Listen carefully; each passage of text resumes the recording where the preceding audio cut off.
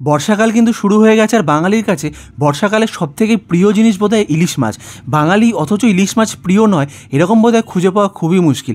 আমারও কিন্তু ইলিশ মাছ খুবই প্রিয়, আর বর্ষাকালে বাঙালি ঘুরতে যাওয়া ইলিশ মাছ একসাথে যদি পেতে হয় তাহলে কিন্তু অবশ্যই আসতে হবে সুন্দরবনের ইলিশ উৎসবে, যেখানে কিন্তু আমিও চলে এসেছি।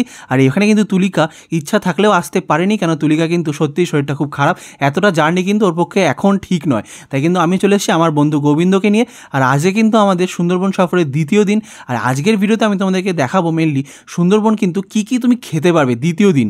হ্যাঁ, সুন্দরবন কিন্তু শুধু ঘুরতে যাওয়ার জায়গা না, এটা দারুণ খাওয়া দাওয়া প্যাকেজও কিন্তু রয়েছে এখানে। সুন্দরবনে বিকেলবেলা কিন্তু আমাদের স্ন্যাক্সে দিয়ে দেওয়া হয়েছিল ভেজিটেবল চপ, দুটো করে ভেজিটেবল চপ দেওয়া হয়েছিল। ভেজিটেবল চপ কিন্তু আমার খুব ভালোই লাগে, চপেদের মধ্যে আলুর চপও কিন্তু আমার খুব ভালো লাগে। আচ্ছা, চপ যারা যারা খাও, কোন চপটা তোমাদের বেশি খেতে ভালো লাগে একটু কমেন্ট করে বলো তো। আমাদের এখানে তো আলুর চপ 6 টাকা করে বিক্রি হয়, তোমাদের ওখানে আলুর চপ কত দামে বিক্রি হয় সেটা জায়গার নাম করে কিন্তু অবশ্যই একটা কমেন্ট করে দিও আমাকে, তাহলে যদি কম হয় সেখানে চলে যাবো কিন্তু আলুর চপ খেতে। দুটো করে ভেজিটেবল চপ তার সাথে সস দিয়ে কিন্তু আজ সন্ধ্যাবেলা খাওয়াটা বেশ জমে গেল। আর এর সাথে একটু চা না হলে হয় বলো তো, ঠিক তখনই কিন্তু হাতে চলে আসলো গরম গরম 1 কাপ চা। আর সন্ধ্যাবেলা একটু চা না পেলে ঠিক জমে না, তাই গরম 1 কাপ চায়ে চুমুক দিলাম আর অপেক্ষা করছিলাম রাতের খাবারে। দেখো সুন্দরবনে কিন্তু খাওয়া দাওয়াটা একদম টাইম টু টাইম, মানে একদম নির্দিষ্ট সময় তোমার খাবার তুমি পেয়ে যাবে। আর আজকের রাত্রিবেলার খাবারে ছিল ফ্রাইড রাইস চিলি চিকেন, যে কম্বোটা এটা না আমার দারুণ লাগে। ফ্রাইড রাইস চিলি চিকেন আর বিরিয়ানি, এই নিয়ে কিন্তু মানুষের মধ্যে একটা কনফিউশন থেকেই যায়। তোমাদের কোনটা বেশি প্রিয় দুটোর মধ্যে কিন্তু অবশ্যই একটা কমেন্ট করে দিও আমাকে।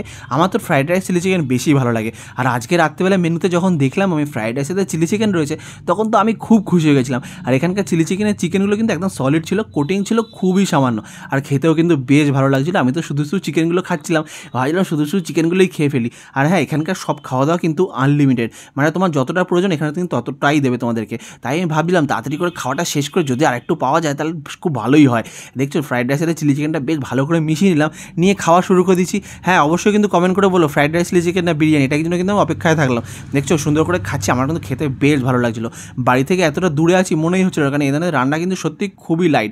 যারা সুন্দরবন আসতে চাইছো তারা কিন্তু অবশ্যই ভিডিওটা একটু মন দিয়ে দেখো, আর যারা ভিডিওটা দেখবে তারা কিন্তু স্ক্রিনে দেওয়া নাম্বার একবার ফোন করে নিও, বলবে হ্যাংলা জুটির ভিডিও তোমরা দেখেছো, তাহলে কিন্তু একটা ডিসকাউন্ট তোমরা পেয়ে যাবে। 3 দিন 2 রাত্রি সুন্দরবন সফরের মোট খরচ কিন্তু মাথাপিছু 3999 টাকা, যার মধ্যে ক্যানিং টু ক্যানিং পরিষেবা, অর্থাৎ ক্যানিং স্টেশন থেকে আবার ট্যুর শেষ করে ক্যানিং স্টেশন পর্যন্ত সব খরচা কিন্তু ওনাদের। এর মধ্যে কিন্তু তোমাদের 1 টাকাও নিজে এক্সট্রা করে খরচা করার প্রয়োজন হবে না। এর মধ্যে কিন্তু সুন্দর হোটেল রয়েছে, খাওয়া দাওয়া রয়েছে, ঘোরা রয়েছে, সব কিছু কিন্তু ইনক্লুডেড।